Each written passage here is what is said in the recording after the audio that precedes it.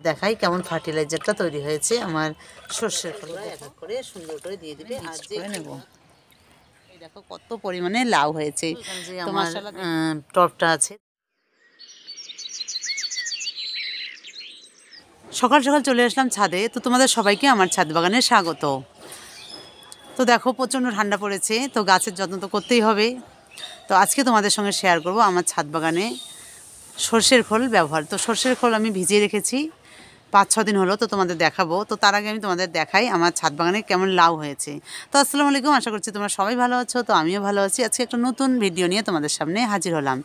তো প্রথমে আমি তোমাদের দেখাই লাউ, আমার ছাদ বাগানে কত পরিমাণে লাউ হয়েছে, মানে লাউ ধরেছে। আর তারপর তোমাদের সঙ্গে শেয়ার করব আমার ছাদ বাগানে যে সর্ষের খোলটা আমি কীভাবে ব্যবহার করি সেটা একটু শেয়ার করব। তো প্রথমেই দেখাচ্ছি, এই দেখো কত পরিমাণে লাউ হয়েছে। তো মাশাআল্লাহ দেখলেও খুব ভালো লাগে। তো চলো এই সাইডে এরকম লাউ হয়েছে, তো আর এক সাইডে তোমাদের দেখাই।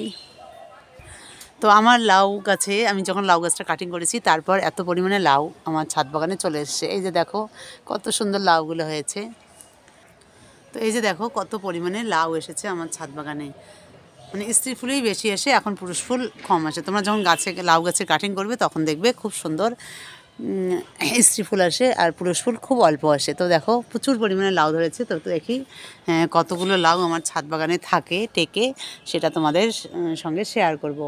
তো তোমাদের কেমন লাগলো অবশ্যই অবশ্যই কমেন্ট করে জানাবে। আর আমি এবার তোমাদের দেখাবো সর্ষের খোল আমি কিভাবে গাছে দেই। আর সর্ষেগুলো আমি 4-5 দিন আগে ভিজিয়ে রেখেছি, সেটা কেমন সেটা একটু শেয়ার করি তোমাদের সঙ্গে। সর্ষের খোল আমি ভিজিয়ে রেখেছি 5-6 দিন হলো। তো দেখো কেমন হয়েছে, এই দেখো কালারটা একদম চলে এসছে আর খুব সুন্দর একটা ফার্টিলাইজার তৈরি হয়েছে। আর তোমরা জানো আমার অনেক ভিডিও আছে যে সর্ষের খোলের ব্যবহার, তো সেটা তোমরা দেখে নিও আমার চ্যানেলে গিয়ে। তো আজকে এটা আমি 4-5 দিন বা 5 দিন হলো মোটামুটি। তো 5 দিন পর আমি গাছে দেবো। তো কেমন গাছে দেবো তোমাদের দেখাই। তো তার আগে আমি সর্ষের খোলটা একটু নেড়ে তোমাদের দেখাচ্ছি কেমন হয়েছে এটা। তো এই যে একটু নেড়েছে তোমাদের দেখাই কেমন ফার্টিলাইজারটা তৈরি হয়েছে আমার সর্ষের খোলে। দেখো কত সুন্দর, একদম সুন্দর হয়েছে। তো আমি যেহেতু এখানে ভিজিয়ে নিয়েছি, দেখো কতটা পরিমাণে নিয়েছি বুঝতে পারছো।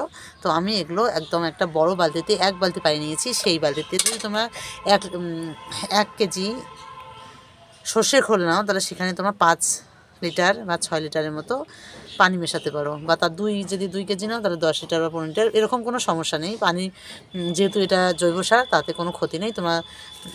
তোমাদের পরিমাণ মতো তোমরা পানিটা নিয়ে নেবে। তো চলো এটা আমি আগে মিক্সড করে নেই। তো দেখো আমি অনেক 10-12 লিটারের মতো পানি নিয়েছি। তো এই যে সর্ষের খোলটা আছে এটা আমি এখানে মিক্সড করে নেব।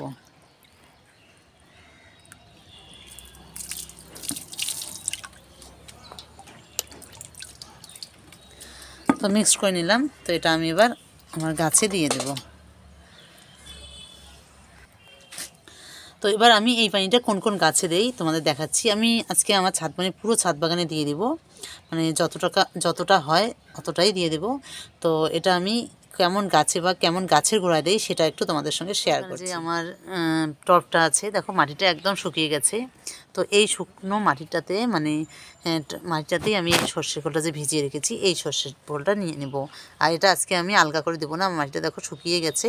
আর তোমরা যদি পারো তাহলে আলগা করে দেবে। তো আমি 7-8 দিন বা 10 দিন আগে একটা জৈব সার দিয়েছি, আলগা করে দিয়েছি।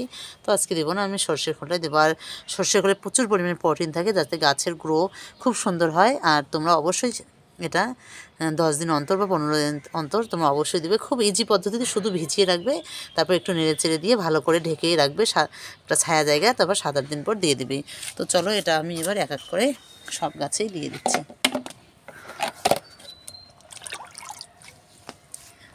আর খুব সুন্দর একটা কম দামেই, আর এটা তোমার যে কোনো এই সর্ষের খোলটা যে কোনো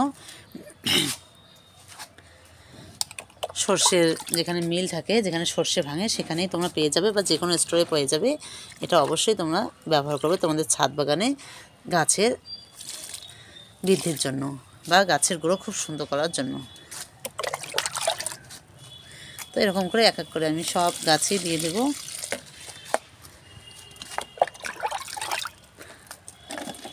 আর তোমাদের ছাদে যত গাছ আছে ওই হিসাবে তোমরা এটা ভিজিয়ে রাখবে।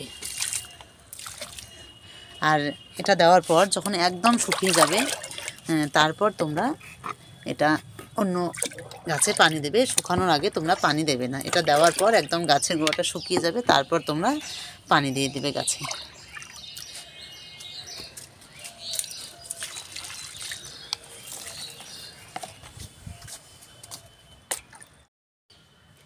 তো এরকম করে তোমরা সব গাছের গোড়ায় এক এক করে সুন্দর করে দিয়ে দিবে। আর যে গাছের গোড়া তোমাদের মনে হবে যে খুঁড়তে হবে, সেই গাছের গোড়াটা মাটিটা আলগা করে তোমরা এই সর্ষে খোলটা দিয়ে দিবে।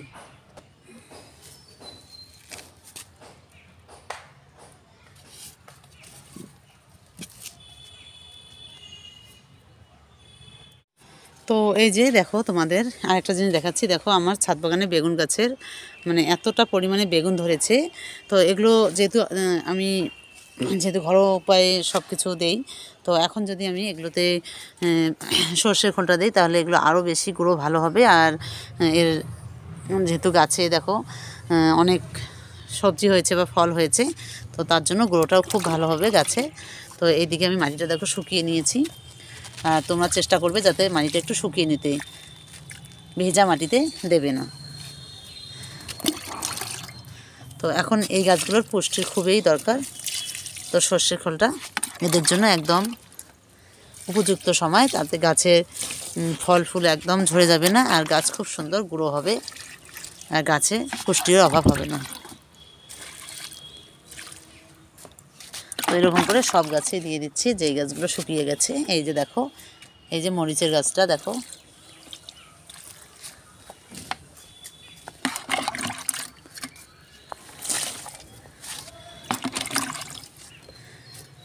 তো আজকের ভিডিও তোমাদের কেমন লাগলো অবশ্যই কমেন্ট করে জানাবে। আর তোমাদের ছাদ বাগানে অবশ্যই এরকম করে সর্ষের খোলের ব্যবহার করবে। আর এই যে এখানে দেখতে পাচ্ছ, এখানে দিয়েছি বাঁধাকপির কটা চারা, এই যে দেখো ছোট ছোট।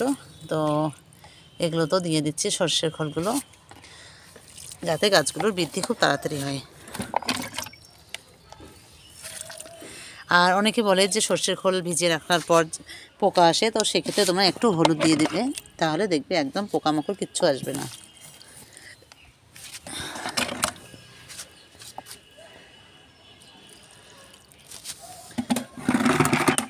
আজকের ভিডিওটা আমি এখানেই শেষ করছি। তোমরা সবাই ভালো থেকো, সুস্থ থেকো, আর তোমাদের সঙ্গে নেক্সট ভিডিও দেখা হবে। আর তোমরা অবশ্যই এই ঠান্ডায় ছাদের যত্ন নেবে, তাহলে দেখবে ছাদে গাছগুলো খুব সুন্দর হবে আর গ্রো খুব সুন্দর হবে। তো আজকের ভিডিও এখানেই শেষ করছি। তোমরা সবাই ভালো থেকো, সুস্থ থেকো, আর তোমাদের সঙ্গে নেক্সট ভিডিওতে দেখা হবে।